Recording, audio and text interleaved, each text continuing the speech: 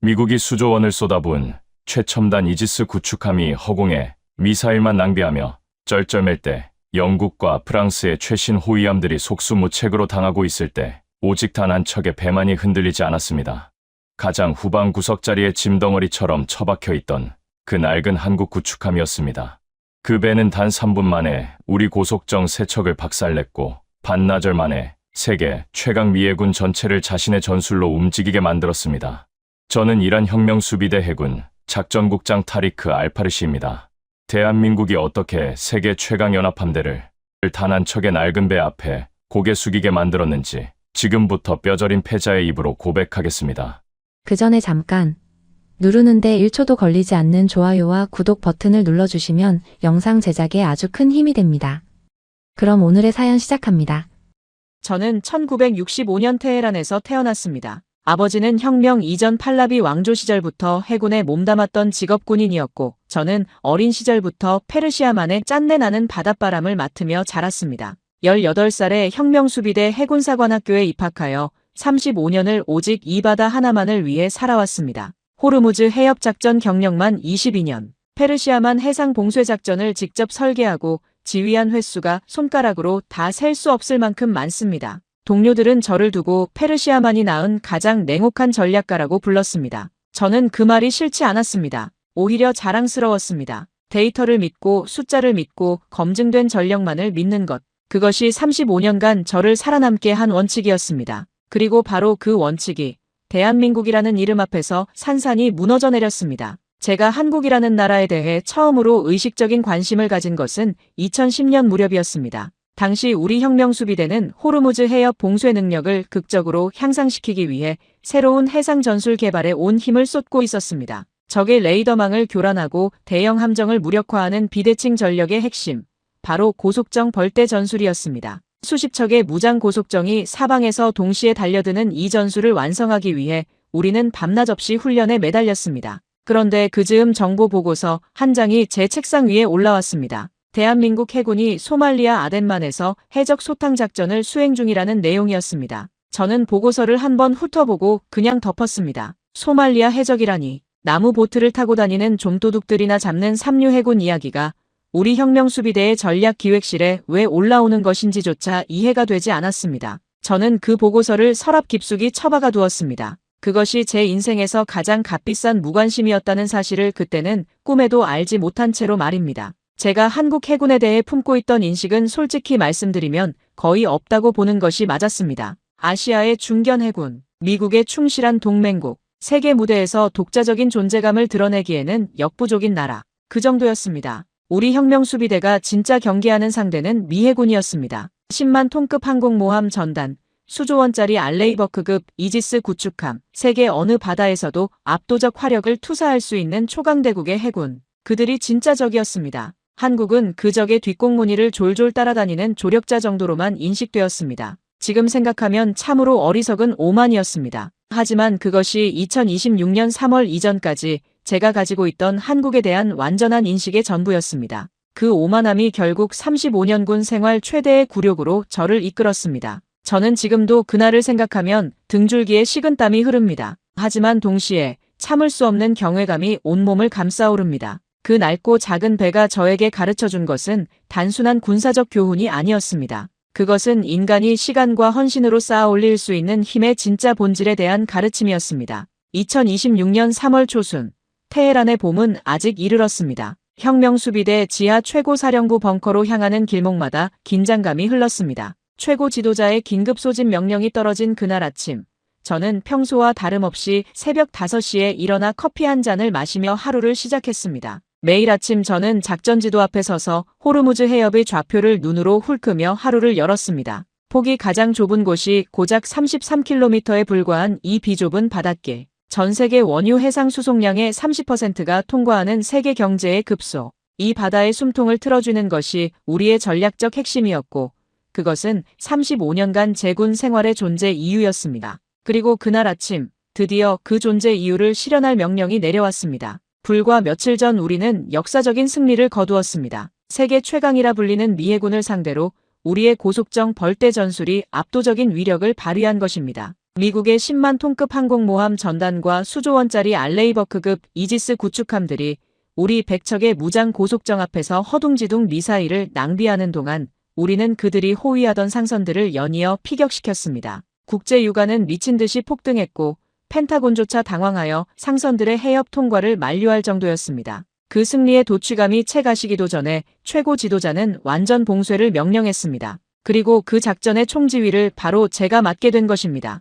저는 그날 아침 숨이 막힐 듯한 자부심과 함께 벙커로 향했습니다. 페르시아만은 우리의 바다였습니다. 아니, 그렇게 굳게 믿고 있었습니다. 최고사령부 회의실에 모인 장군들의 얼굴에는 비장함과 흥분이 동시에 감돌았습니다. 저는 회의실 상석에 앉아 천천히 참모들을 둘러보았습니다. 오늘 이 자리에 모인 사람들은 모두 20년 이상 페르시아만에서 싸워온 전투의 전문가들이었습니다. 우리가 구축해온 고속정 벌떼 전술은 세계 어느 해군도 완벽한 대응책을 개발하지 못한 우리만의 비장의 무기였습니다. 시속 70km로 파도를 가르며 지그재그 기동을 하는 소형 고속정 수십 척이 사방에서 동시에 달려드는 이 전술 앞에서 미국의 첨단 레이더 연동 요격 미사일조차 속수무책이었습니다. 우리에게는 자신감이 있었습니다. 아니, 지금 돌이켜보면 그것은 자신감이 아니라 오만이었습니다. 하지만 그 오만의 끝이 어디로 향하는지 그때의 저는 전혀 알지 못했습니다. 정보장이 긴장된 목소리로 브리핑을 시작했을 때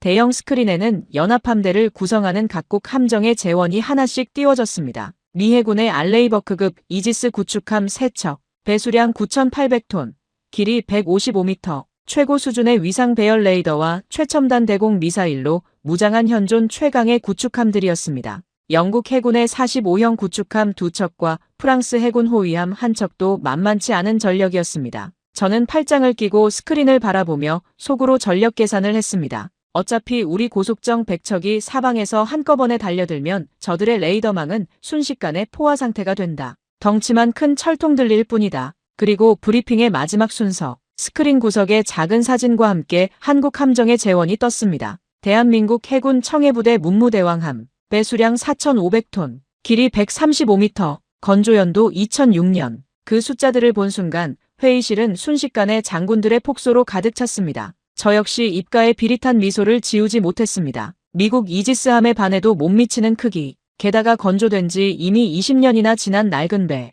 우리가 고속 벌떼 전술을 한창 개발하던 그 옛날에 만들어진 구형 함정을, 그것도 달랑 단 한 척을 이 지옥 같은 전장에 보냈다는 사실이 기가 막혔습니다. 한 젊은 지휘관이 손을 들고 조심스럽게 물었습니다. 사령관님, 저 배가 정말 실전에 투입되는 것이 맞습니까? 무장이라고는 76mm 함포 한문과 구형 미사일 정도가 전부인데 저렇게 낡은 배로 우리 정의 고속정을 어떻게 막겠다는 건지 도무지 이해가 가지 않습니다. 저는 지휘봉으로 스크린 속 문무대왕함을 탁탁 치며 코웃음을 쳤습니다. 한국은 어차피 미국의 작은 동맹국일 뿐이다. 미국 형님이 도와달라고 하니 체면 7회로 가장 낡은 배 하나 대충 던져주고 형식적으로 참가만 한 것이다. 아시아에 그저 그런 중간급 해군이 이 험악한 페르시아만 바다에서 대체 무엇을 할 수 있겠나. 정보장이 덧붙였습니다. 보고에 따르면 저 청해부대라는 녀석들은 2009년부터 소말리아 아덴만에서 해적들이나 잡던 부대라고 합니다. 그 말에 저는 통쾌하게 웃어젖혔습니다. 고작 나무 보트 타고 다니는 소말리아 좀도둑들이나 상대하던 놈들이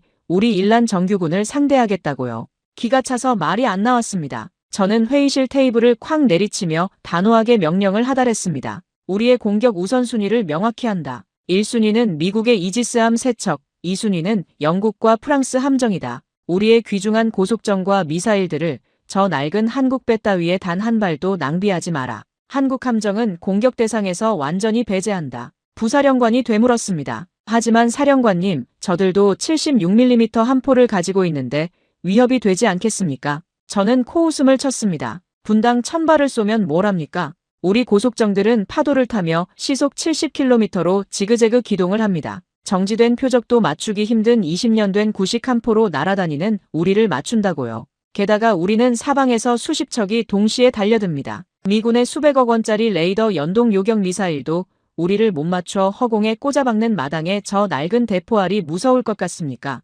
만약 미국과 영국 함정들을 박살내고도 남는 병력이 있다면 그때 가서 한국 배는 가볍게 견제만 해줘라. 포탄 몇 발 쏴주면 겁에 질려 제 발로 후방 구석으로 도망칠 오합지졸들이다. 모든 장성들이 고개를 끄덕이며 제 완벽한 작전에 찬사를 보냈습니다. 작전지도 그 어디에도 한국 함정의 위치는 표기조차 되지 않았습니다. 철저한 무시였습니다. 그것이 바로 제가 저지른 가장 치명적인 실수였습니다. 그날 밤 저는 사령관 숙소의 창밖으로 고요한 페르시아만의 검은 바다를 내려다보며 승리의 단꿈에 젖어 축배를 들었습니다. 미국의 거대한 항모전단도 무릎 꿇린 마당에 아시아에서 굴러온 4,500톤급 낡은 고철 덩어리 따위는 신경 쓸 가치조차 없는 먼지에 불과했습니다. 내일이면 150척의 상선은 바다의 무덤으로 가라앉을 것이고 혁명수비대의 이름은 전 세계의 공포로 각인될 것이라 맹신했습니다. 하지만 오만함에 눈이 멀어 축배를 들이켜던 그 순간에 저는 꿈에도 몰랐습니다. 제가 그토록 비웃고 조롱하며 타겟조차 지워버렸던 저 작고 낡은 한국의 배 한 척이 우리 혁명수비대 100척의 고속정 함대를 단숨에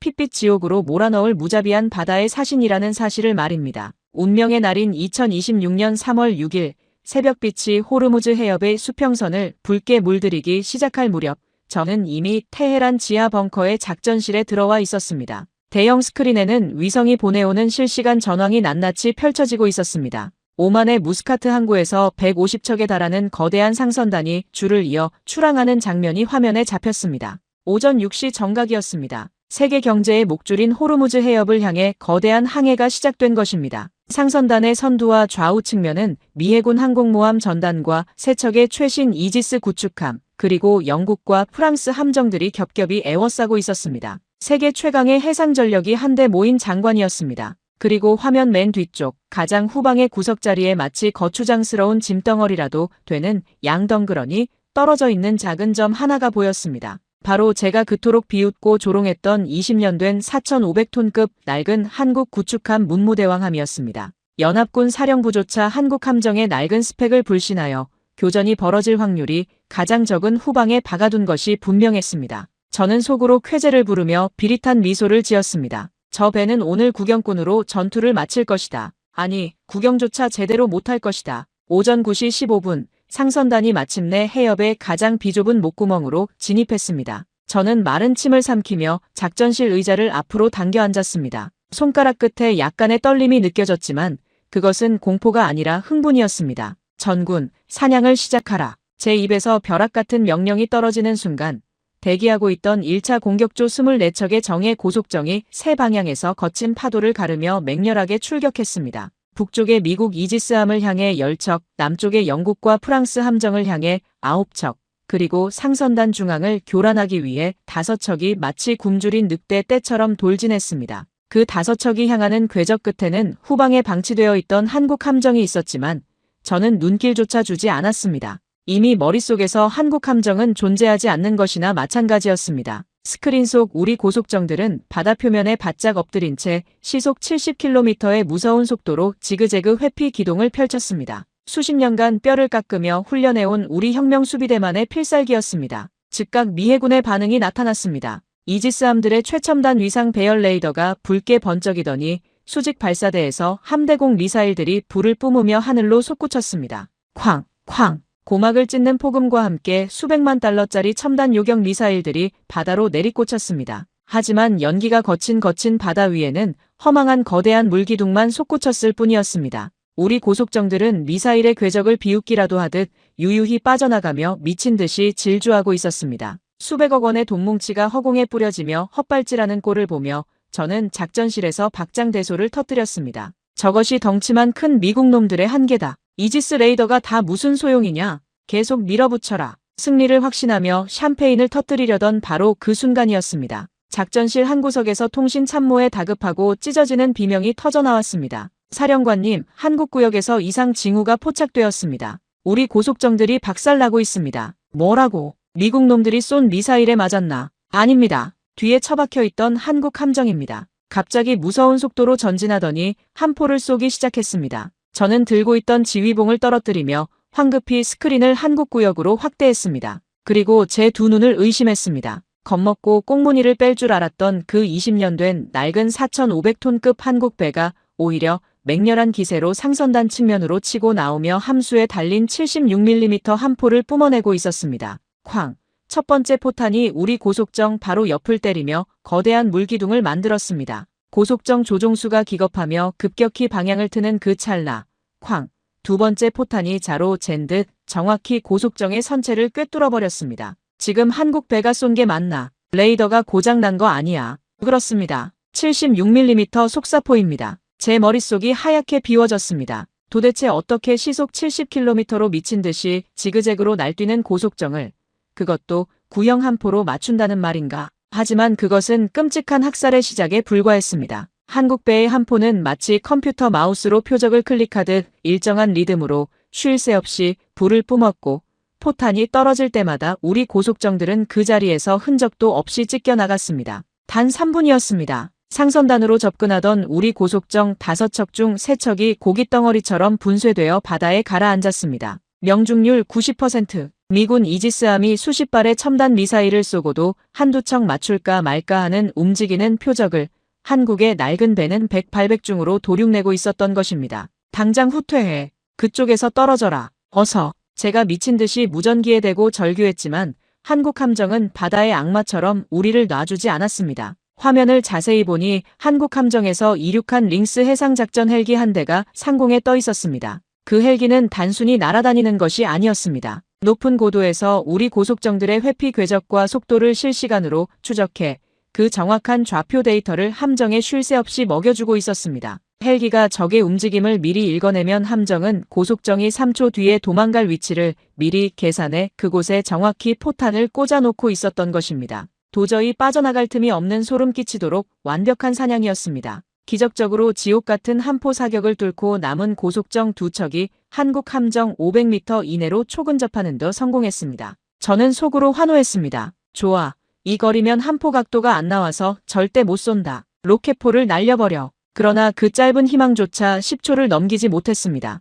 갑자기 한국 함정의 갑판 위에서 번쩍이는 작은 섬광들이 일기 시작했습니다. 바로 한국 해군의 최정예 유탈 특수부대 요원들이었습니다. 흔들리는 파도 위, 움직이는 배 갑판 위에서 그들은 12.7mm 대물 저격총과 중기관총을 들고 접근하는 우리 고속정을 향해 방아쇠를 당겼습니다. 둔탁한 파열음과 함께 초근접했던 우리 고속정의 심장부인 엔진 블록이 정확하게 꿰뚫렸습니다. 배를 완전히 산산조각 내 폭발시킬 경우 아군에게 파편이 튈 것을 계산하여 오직 빠르게 움직이는 고속정의 작은 엔진만을 칼같이 저격해 배를 바다 위에 깡통처럼 멈춰 세운 것입니다. 숨이 턱 막히는 정밀 타격이었습니다. 헬기를 통한 상공 조기 탐지와 데이터 전송, 76mm 한 포의 중거리 100~800중 요격, 그리고 특수부대 저격수의 초근접 정밀 타격. 이것은 장비의 성능이 아니었습니다. 단 한 척의 낡은 배와 그 안에 탄 승조원들이 톱니바퀴처럼 맞물려 돌아가며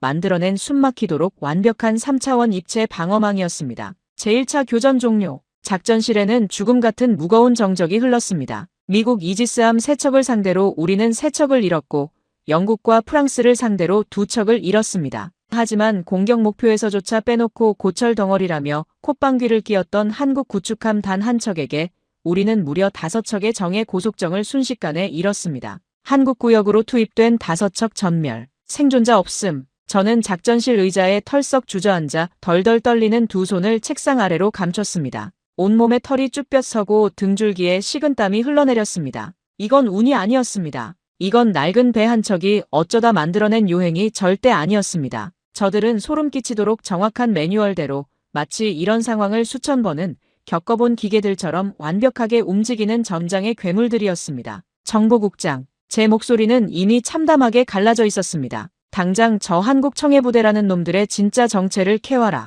도대체 저 낡은 배 안에서 지난 세월 동안 무슨 미친 짓거리를 해왔던 건지 단 한 장의 작전 기록도 빼놓지 말고 싹 다 가져와. 미국이라는 호랑이를 때려잡았다고 오만방자하게 자만하던 우리는 결코 건드려서는 안 될 진짜 바다의 사신의 잠을 깨워버린 것입니다. 제1차 교전의 참패 이후 테헤란 지하벙커의 작전실에는 무덤 같은 정적이 감돌았습니다. 저는 피가 마르는 심정으로 정보장의 보고서를 기다렸습니다. 6시간이 흘렀습니다. 그 6시간은 제 35년 군 생활에서 가장 길고 고통스러운 시간이었습니다. 저는 의자에 앉았다 일어섰다를 반복하며 작전실을 서성였습니다. 우리가 자랑하는 벌떼 전술이 통하지 않은 것은 처음이었습니다. 미국의 수백억 원짜리 미사일도 맞추지 못하는 우리 고속정들이 20년 된 낡은 구형 한 포에 100~800중으로 도륙난 것은 어떻게 설명해야 하는가. 머릿속이 뜨겁게 끓어올랐습니다. 이성이 아닌 자존심이 현실을 부정하려 몸부림쳤습니다. 작전실 문이 열리고 제빗 얼굴을 한 정보장이 두꺼운 파일 하나를 들고 들어왔습니다. 그가 테이블 위에 펼쳐놓은 보고서를 읽어내려가던 저는 곧 제 인생에서 가장 끔찍한 절망과 공포를 마주하게 되었습니다. 보고서의 첫 페이지에는 이렇게 적혀 있었습니다. 대한민국 해군 청해부대 2009년 3월 창설, 소말리아 아덴만 해역 파견, 2026년 현재까지 17년간 연속 작전 수행 중. 17년이라고요. 저는 헛바람을 들이켰습니다. 우리 혁명수비대가 호르무즈 해협에서 고속 벌떼 전술을 본격적으로 훈련하기 시작한 것이 2010년 무렵이었습니다. 그런데 저 한국의 작은 배는 우리가 훈련장에서 교범이나 뒤적일 때 이미 바다 한가운데서 실전을 치르고 있었다는 뜻이었습니다. 손가락 끝이 차갑게 식어갔습니다. 하지만 다음 페이지에 적힌 숫자는 제 숨통을 완전히 끊어놓았습니다. 17년간 청해부대 호송 선박수 총 4만 3천여 척, 해적 공격으로 인한 피해 선박수 0척, 피해율 0%. 이게 말이 되는 수치인가? 4만 3천 척을 호위했는데 피해가 단 한 척도 없다고. 당장 다시 확인해. 제가 서류를 집어던지며 소리치자 정보장이 파르르 떨리는 목소리로 대답했습니다. 미 해군 전쟁대학 네이벌 워칼리지의 데이터베이스와 국제해사기구의 공식 기록을 3번이나 교차 검증했습니다. 틀림없는 완벽한 팩트입니다. 사령관님, 저는 떨리는 손으로 다음 장을 넘겼습니다. 그곳에는 한국 청해부대가 상대해온 소말리아 해적들의 주력 전술이 상세히 기록되어 있었습니다. 그리고 그 내용을 읽는 순간 저는 등골을 타고 흘러내리는 섬뜩한 한기에 온몸이 굳어버리고 말았습니다. 소말리아 해적 전술 특징 5에서 10척의 소형 고속정을 동시 운용, 로켓포와 중기관총으로 무장, 다방면에서 사각지대를 노려 시속 60km 이상의 속도로 동시다발적으로 파고드는 전형적인 벌떼 공격 수법. 이것은 우리 혁명수비대가 미국 항공모함을 잡겠다고 수십 년간 극비리에 갈고 닦아온 우리의 핵심 전술과 글자 하나 틀리지 않고 완벽하게 똑같았습니다. 규모만 10척에서 100척으로 늘어났을 뿐 적의 레이더를 교란하며 사방에서 달려드는 그 본질적인 움직임은 소말리아 해적들의 그것과 완전히 일치했습니다. 망치로 머리를 얻어맞은 듯한 충격이 밀려왔습니다. 우리는 우리 자신이 세계 최강의 비대칭 전력을 가진 바다의 지배자라고 굳게 믿어왔습니다. 하지만 저 낡은 한국배에 타고 있는 군인들의 눈에 비친 우리는 그저 지난 17년간 아덴만에서 지겹도록 썰어버렸던 조금 덩치가 큰 소말리아 해적대에 불과했던 것입니다. 보고서에는 한국군이 17년간 피땀 흘려 완성한 3단계 입체 방어 매뉴얼이 적혀 있었습니다. 1단계, 상공의 헬기를 통한 조기 탐지와 데이터 링크 경고. 2단계, 76mm 속사 함포를 이용한 중거리 표적 괴멸. 3단계, 유탈 특수부대의 대물 저격총을 통한 근접 정밀 타격. 불과 몇 시간 전 우리 정예 고속정 5척을 믹서기처럼 갈아버렸던 바로 그 소름 끼치는 전술이었습니다. 저들은 천재적인 감각이나 운으로 우리를 막아낸 것이 아니었습니다. 17년간 무려 40번이나 부대를 교대해가며 선배가 후배에게 목숨을 걸고 물려준 피빛 실전 데이터, 4만 3천 번의 실전을 거치며 군더더기 하나 없이 완벽하게 다듬어진 기계적인 매뉴얼이 우리를 도륙낸 것입니다. 저는 떨리는 손으로 보고서를 덮었습니다. 작전실 천장을 멍하니 바라보며 오랫동안 아무 말도 하지 못했습니다. 젊은 지휘관 한 명이 조심스럽게 제게 다가왔습니다. 사령관님, 어떻게 하시겠습니까? 저는 천천히 일어섰습니다. 군인으로서 최고 지도자의 명령을 거부할 수는 없었습니다. 페르시아만의 사령관으로서 이대로 물러설 수도 없었습니다. 하지만 제 마음속 깊은 곳에서는 이미 어둡고 무거운 그림자가 드리우기 시작하고 있었습니다. 하지만 저는 페르시아만의 사령관으로서 이대로 물러설 수 없었습니다. 저는 최고 지도자의 명령을 받들어 남아있는 가용 전력을 모두 쥐어짜 2차 총공세를 명령했습니다. 이번에는 고속정 18척, 레이더를 피하는 저공 비행 자폭 드론 12대, 그리고 일반 어선으로 위장한 폭발물 탑재 자폭 보트 3척을 동시에 투입하는 바다와 하늘을 뒤덮는 3차원 입체 공격이었습니다. 오후 1시 40분, 두 번째 공격이 시작되었습니다. 저는 작전실 의자에 깊숙이 앉아 대형 스크린을 응시했습니다. 이번엔 반드시 돌파해야 한다. 이번엔 반드시. 손바닥에 식은땀이 맺혔습니다. 하지만 한국 함정은 당황하는 기색조차 없었습니다. 마치 이 모든 상황을 예견이라도 한 듯. 링스 헬기가 다시 상공으로 솟아올라 눈을 부릅뜨기 시작했습니다. 한국의 76mm 함포는 어김없이 불을 뿜었고 단 5분 만에 접근하던 고속정 6척을 박살냈습니다. 이때 하늘에서 자폭 드론 12대가 한국 함정을 향해 날아들었습니다. 수백만 달러짜리 요격 미사일을 남발하다 탄창이 비어버렸던 미국 함정들과 달리 한국은 지극히 냉정하고 효율적이었습니다. 함대공 미사일 대신 드론과 같은 소형 표적을 잡는데 특화된 작고 저렴한 남 근접방어 미사일을 발사했습니다. 펑, 펑, 펑. 순식간에 7대의 드론이 공중에서 산산조각 났습니다. 링스 헬기의 기관총이 2대를 더 격추하자 남은 3대는 혼비백산하여 기술을 돌려 도망쳤습니다. 어선으로 위장에 몰래 접근하던 자폭 보트 3척 역시 흔들리는 파도를 이겨낸 한국 특수부대 저격수들이 정확히 엔진만 박살내면서 바다 위에 깡통으로 전락했습니다. 또다시 완벽한 패배였습니다. 숨이 턱 막히는 압도적인 실력 차이였습니다. 저는 의자 팔걸이를 힘껏 쥐어짰습니다. 뭔가 결정적으로 다른 것이 있다.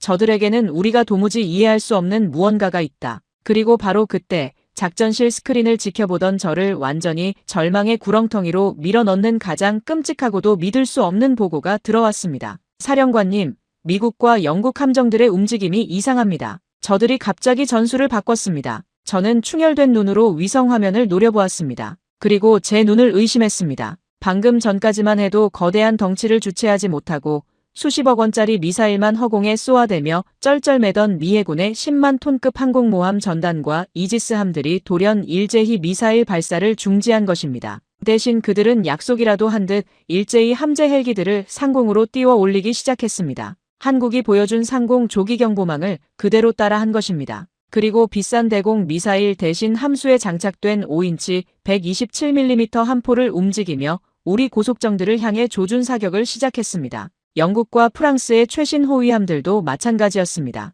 그들은 더 이상 제각기 전투를 하지 않았습니다. 연합함대 전체가 마치 거대한 하나의 유기체처럼 한국 청해부대의 링스 헬기가 뿌려주는 좌표 데이터에 맞춰 일사불란하게 함포를 뿜어내기 시작했습니다. 그것은 전 세계 해전사에 기록될 만한 가장 충격적이고 소름 돋는 장면이었습니다. 수조원을 쏟아부은 세계 최강 미국의 10만 톤급 항모전단과 이지스 구축함들이 안락한 자존심과 체면을 모두 내다버린 채 아시아에서 온건조된 지 20년이나 지난 4,500톤급 낡은 한국 구축함의 지휘에 철저히 순응하며 그들의 전술을 실시간으로 베껴 쓰고 있었던 것입니다. 가장 뒤편, 가장 안전한 곳에서 짐덩어리 취급을 받던 한국의 낡은 배 한 척이 불과 반나절 만에 세계 최강 미해군과 서방 연합함대 전체를 지휘하는 전술의 뇌이자 전장의 스승으로 완벽하게 군림하는 순간이었습니다. 끝났다. 저는 지휘봉을 바닥에 떨어뜨리며 텅 빈 눈으로 중얼거렸습니다. 작전실의 참모들은 사시나무 떨듯 떨며 아무 말도 하지 못했습니다. 우리는 이제 한국배 단 한 척과 싸우는 것이 아닙니다. 저 낡은 배 한 척에게 전술을 구걸하고 한국의 방식으로 싸우는 법을 완벽하게 학습해버린 진화한 연합함대 전체와 싸워야 합니다. 이 싸움은 우리의 완벽한 패배입니다. 그때였습니다. 오후 5시. 테헤란 지하벙커의 무거운 정막을 깨고 암호화된 긴급통신이 울려 퍼졌습니다. 대형 스크린에 이란 최고 지도자의 분노에 찬 얼굴이 나타났습니다. 무슨 수를 써서라도 반드시 호르무즈 해협을 봉쇄하라. 페르시아만은 서방 제국주의자들이 함부로 드나들 수 없는 우리의 신성한 바다다. 혁명수비대의 명예를 걸고 남은 모든 전력을 쏟아부어서라도 연합함대의 방어망을 돌파해라. 저는 마른 침을 꿀꺽 삼키며 명령을 완벽하게 수행하겠습니다라고 답했지만 제 목소리는 이미 생기를 잃고 텅 비어 있었습니다. 제 마음속 깊은 곳에서는 이미 돌이킬 수 없는 끔찍한 패배의 그림자가 짙게 드리워져 있었기 때문입니다. 우리가 상대하고 있는 적은 수백억 원짜리 미사일로 허세를 부리며 헛발질이나 해대는 미군이 아니었습니다. 지난 17년간 아덴만에서 우리와 똑같은 전술을 구사하는 해적들을 상대로 매일같이 피 튀기는 실전을 치러온 4만 3천 번의 전투 데이터가 뼛속 깊이 각인된 진짜 바다의 사신, 대한민국 해군 청해부대였습니다. 게다가 이제는 세계 최강 미해군마저 안락한 자존심을 내팽개치고 한국의 지휘 아래 그들의 전술을 완벽하게 복제하여 괴물처럼 진화하고 있었습니다. 하지만 군인으로서 최고 지도자의 명령을 거부할 수는 없었습니다. 저는 작전실로 돌아와 남아있는 가용전력을 모두 긁어모으는 최후의 결단을 내렸습니다. 제3차 총공세를 시작한다. 고속정 30척, 자폭드론 20대, 전원 출격. 이것은 우리가 페르시아만에서 동원할 수 있는 전력의 80%에 달하는 말 그대로 혁명수비대의 모든 것을 쏟아붓는 마지막 도박이었습니다. 더 이상 뒤를 받쳐줄 예비 병력조차 한 척도 남아있지 않았습니다. 참모들은 사색이 된 얼굴로 저를 바라보았지만 이미 돌이킬 수 없는 강을 건넌 뒤였습니다. 저는 작전 명령서에 서명하는 손이 미세하게 떨리는 것을 느꼈습니다. 이 떨림이 흥분 때문인지 두려움 때문인지 스스로도 알 수 없었습니다. 오후 5시 30분, 붉은 석양으로 물들어가는 호르무즈 해협 위로 30척의 정예 고속정이 맹렬한 물보라를 일으키며 6개 방향에서 일제히 돌진했습니다. 하늘에서는 20대의 자폭 드론이 윙윙거리는 소름 끼치는 기계음을 내며 벌떼처럼 쏟아져 내렸습니다. 우리가 자랑하던 입체 벌떼 전술의 가장 거대하고도 파괴적인 최종장이었습니다. 저는 이를 악물었습니다. 기적을 믿는 편이 아니었지만 그 순간만큼은 기도했습니다. 제발 이번 한 번만. 하지만 전장을 뒤집을 기적은 일어나지 않았습니다. 아니, 애초에 일어날 수조차 없었습니다. 가장 먼저 움직인 것은 역시나 한국의 문무대왕함이었습니다. 상공의 링스 해상작전 헬기가 다시 한번 매의 눈으로 우리 고속정들의 궤적을 훑어내렸고 76mm 함포가 죽음의 교향곡을 연주하기 시작했습니다. 그러나 이번에는 한국 단독의 무대가 아니었습니다. 한국 함정이 쏘아올린 신호탄을 기점으로 미 해군의 최신 알레이버크급 이지스 구축함들과 영국, 프랑스의 호위함들이 일제히 한국의 전술에 완벽하게 동기화되어 포문을 열었습니다. 하늘에는 미군과 서방연합군의 헬기들이 벌떼처럼 떠올라 한국의 링스 헬기와 실시간으로 표적 데이터를 교환하며 촘촘한 감시 그물망을 쳤고 미군 이지스함의 5인치 함포들은 한국의 76mm 함포와 완벽한 박자를 맞추며 우리 고속정들을 족족 분쇄해 나갔습니다. 이럴 수가! 미 해군 놈들의 함포 명중률이 아까와는 차원이 다릅니다. 완전히 다른 군대가 되었습니다. 통신 참모가 머리를 감싸쥐며 절망에 빠져 울부짖었습니다. 한국이 실시간으로 제공하는 적의 회피 궤도 데이터와 조준 노하우를 고스란히 건네받은 미군은 더 이상 비싼 요격 미사일을 허공에 낭비하며 당황하지 않았습니다. 아시아에서 온 낡은 배 한 척이 전 세계 연합함대의 두뇌가 되어 거대한 전장을 완벽하게 통제하고 있었습니다. 공중전 역시 참혹한 학살극이었습니다. 한국이 쏘아올린 람 근접방어 미사일과 미국의 시스페로우, 영국의 시울프 미사일이 한국의 방공 통제 지휘 아래 한치의 오차도 없이 동시에 날아올랐고 우리 드론 20대 중 15대가 단 1분 만에 공중에서 불덩이가 되어 흩어졌습니다. 지옥 같은 포화를 뚫고 요행이 500m 근거리까지 접근한 고속정들의 운명은 더욱 비참했습니다. 한국 특수부대 유탈 요원들의 정밀 저격 전술을 두 눈으로 직접 확인하고 경악했던 미국과 영국 함정의 해병 저격수들마저 체면을 버리고 갑판 위로 올라와 한국군과 똑같은 방식으로 우리 고속정의 엔진 블록만을 집요하게 노려 쏘기 시작한 것입니다. 둔탁한 파열음이 울릴 때마다 우리 고속정들은 바다 위에서 엔진이 터지며 무력하게 멈춰섰습니다. 단 20분이었습니다. 그 숨막히는 20분간의 치열한 교전이 끝난 후 바다 위에는 참혹한 침묵만이 내려앉았습니다. 투입된 고속정 30척 중 19척이 항해 불능 상태의 고철로 변해 검은 연기를 뿜어내고 있었고 드론 15대가 격추되었습니다. 그리고 저를 가장 뼈아프게 만든 사실은 연합함대가 호위하던 150척의 거대한 상선단 중 단 한 척도 심지어 선체의 작은 흠집 하나조차 나지 않고 완벽하게 살아서 이 죽음의 해협을 빠져나갔다는 것입니다. 피해율 0%. 17년간 한국 청해부대가 아덴만에서 써내려온 그 소름 끼치는 무결점의 신화가 이 지옥 같은 페르시아만에서 전 세계를 상대로 다시 한번 증명된 것입니다. 작전실에는 누구의 숨소리조차 들리지 않았습니다. 저는 천천히 눈을 감고 지휘관 의자에 깊숙이 파묻혔습니다. 35년간 이 바다를 지배해왔다는 안락한 자부심, 100척의 무장 고속정으로 세계 최강 미군을 꺾었다는 오만 방자함이 갈기갈기 찢겨나갔습니다. 변명의 여지가 없는 완벽하고도 철저한 완패였습니다. 투입 전력의 70%를 잃었습니다. 혁명 수비대는 사실상 괴멸 상태였습니다. 그리고 우리를 이렇게 만든 것은 세계 최강 미해군의 수조원짜리 무기가 아니었습니다. 그것은 건조된 지 20년이나 된 배수량 4,500톤의 연합함대 가장 후방 구석자리에 처박혀 있던 한국의 낡은 배 단 한 척이었습니다. 그날 밤 11시, 저는 패전의 무거운 마음으로 테헤란 최고 지도자 집무실과 암호화 영상 통화를 연결했습니다. 화면 너머 최고 지도자의 엄숙한 표정을 보자 가슴이 미어질 듯 아팠습니다. 35년 군 생활에서 가장 수치스럽고 힘든 순간이었습니다. 보고드립니다. 호르무즈 해협 완전 봉쇄 작전은 완전히 실패했습니다. 150척의 상선이 모두 무사히 통과했고 우리 혁명 수비대는 투입 전력의 70%를 상실하며 사실상 괴멸했습니다. 화면 너머 최고 지도자의 눈빛이 무섭게 흔들렸습니다. 미국 함대 때문인가? 그들의 최신 항공모함과 수조원짜리 이지스함이 결국 우리를 뚫었단 말인가?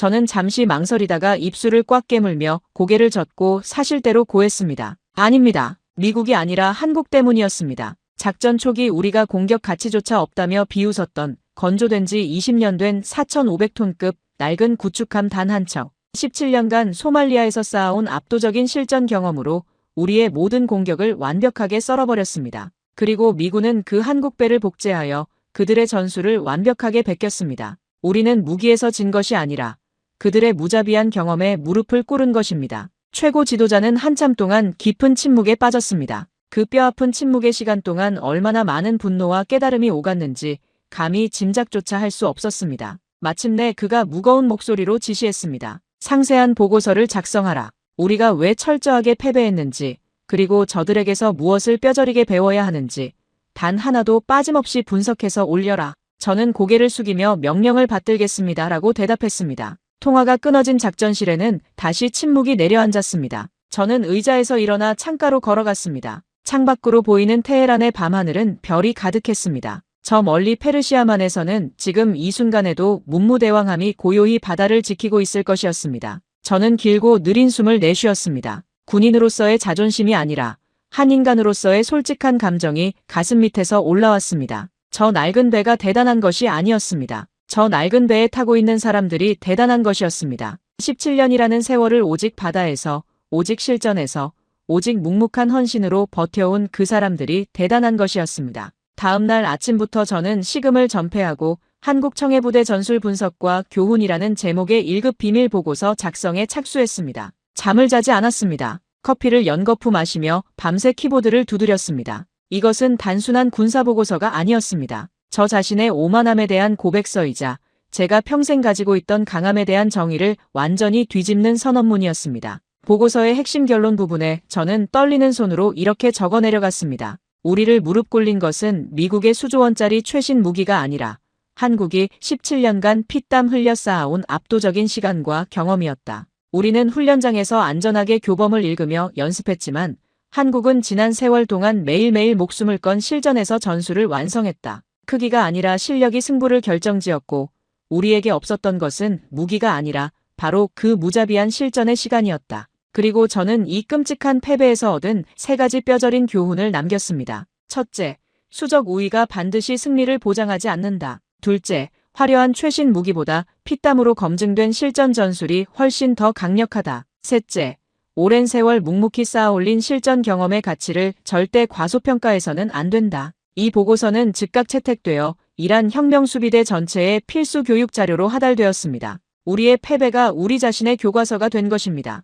그리고 그 교과서의 첫 페이지에는 언제나 대한민국 청해부대라는 이름이 적혀 있었습니다. 일주일 후 저는 혁명수비대 해군 지휘관들을 모두 소집하여 뼈아픈 고백을 털어놓았습니다. 회의실에 모인 지휘관들의 얼굴에는 아직도 패배의 충격이 가시지 않은 표정들이 역력했습니다. 저는 연단 앞에 서서 천천히 입을 열었습니다. 우리는 낡은 배를 비웃었습니다. 하지만 그들은 우리보다 17년이나 앞서 실전을 치러온 전문가들이었습니다. 우리가 훈련장에서 이론을 논하는 동안 그들은 이미 바다 위에서 우리가 맞닥뜨릴 모든 상황을 수천 번 경험하고 있었습니다. 우리는 배의 크기와 무기의 성능으로 전쟁을 이길 수 있다고 믿었습니다. 하지만 진짜 전쟁을 결정짓는 것은 그 어떤 최첨단 무기보다도 피와 땀으로 검증된 시간이었습니다. 이것을 우리는 뼈저리게 배웠습니다. 우리 역시 그 피땀 어린 시간을 쌓아야만 살아남을 수 있습니다. 며칠 후 전 세계 언론은 이 경악스러운 해전의 결과를 대서특필하기 시작했습니다. CNN과 BBC 등 서방 언론들은 일제히 세계 최강 미군조차 쩔쩔맨 지옥의 바다를 한국 해군의 17년 경험이 지배했다. 미국이 자존심을 버리고 아시아의 해군을 스승으로 모셨다며 연일 찬사를 쏟아냈습니다. 심지어 각국 해군이 앞다투어 한국의 청해부대에게 대고속 방어 전술을 가르쳐 달라며 공식적으로 교육 프로그램을 요청하기에 이르렀습니다. 세계는 비로소 깨달은 것입니다. 진짜 강함이 무엇인지를. 화려한 스펙과 천문학적 예산이 아니라 묵묵히 쌓아온 실전의 시간과 경험이 전장의 승패를 가른다는 것을 말입니다. 어느새 우리의 적은 전 세계 바다를 지배하는 위대한 스승이 되어 있었습니다. 저는 사령관실 창밖으로 지는 페르시아만의 붉은 해를 바라보며 낡은 수첩을 꺼내 제 인생의 마지막 전투 기록을 남겼습니다. 나는 그들을 낡고 초라하다며 철저히 무시했고 그 오만함의 대가로 모든 것을 잃었다. 크기가 아니라 경험이, 무기가 아니라 노하우가, 화려함이 아니라 묵묵히 다져온 검증된 실력이 진짜 승부를 결정짓는다는 것을 뼈저리게 배웠다. 비록 적이지만 나는 평생 그들을 잊지 못할 것이며 진정한 전사로서 그들을 영원히 존경할 것이다. 그들은 화려하게 겉으로 드러내지 않고 침묵 속에서 실력을 벼려온 진짜 바다의 지배자들이었으므로 이제 저는 그날의 패배를 되돌아볼 때마다 한 가지 질문을 스스로에게 던집니다. 한국 청해부대의 진짜 힘은 어디에서 온 것일까요? 최신 무기가 아니었습니다. 거대한 예산도 아니었습니다. 그것은 2009년부터 17년이라는 기나긴 세월 동안 그 작고 낡은 배 위에서 거친 파도와 싸우며 묵묵히 흘려온 대한민국 해군 장병들의 피땀 그 자체였습니다. 교대를 거듭할 때마다 선배가 후배에게 그리고 그 후배가 또 다른 후배에게 목숨을 걸고 전수한 실전의 지혜, 40번의 교대를 거치며 단 한 번도 끊기지 않고 이어져 내려온 경험의 사슬, 그것이 세계 최강 연합함대조차 고개를 숙이게 만든 대한민국의 진짜 무기였습니다. 통일신라 시대 거친 바다를 제패했던 해상왕 장보고 대사는 부하들에게 이런 말을 남겼다고 합니다. 바다를 지배하는 것은 가장 덩치가 큰 배가 아니라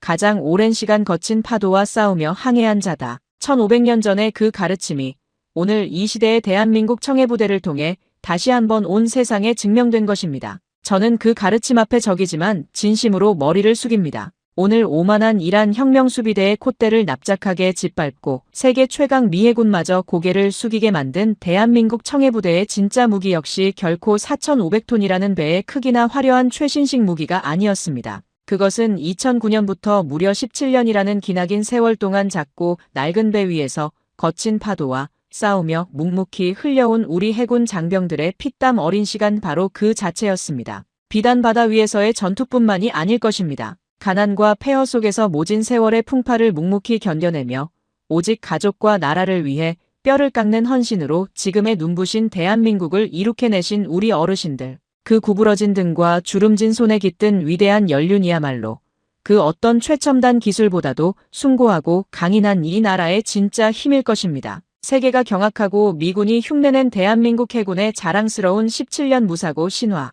그 위대한 뚝심과 묵묵히 한 시대를 이겨내신 우리 어르신들의 거룩한 땀방울에 깊은 존경을 표하며 오늘의 가슴 벅찬 사연을 마칩니다. 자랑스러운 우리 국군 장병들을 위해 그리고 한평생 묵묵히 헌신해 오신 우리 어르신들 스스로를 위해 댓글에 대한민국 파이팅이라고 남겨주시면 영상 제작에 정말 큰 힘이 될 것 같습니다. 여러분 주변에도 묵묵히 자기 자리를 지키며 헌신해 온 분들이 계신다면 오늘 이 영상을 꼭 공유해주세요. 그분들도 함께 이 자랑스러운 이야기를 들으실 수 있도록 말입니다. 구독과 좋아요도 잊지 마시고요. 끝까지 시청해주셔서 진심으로 감사드립니다.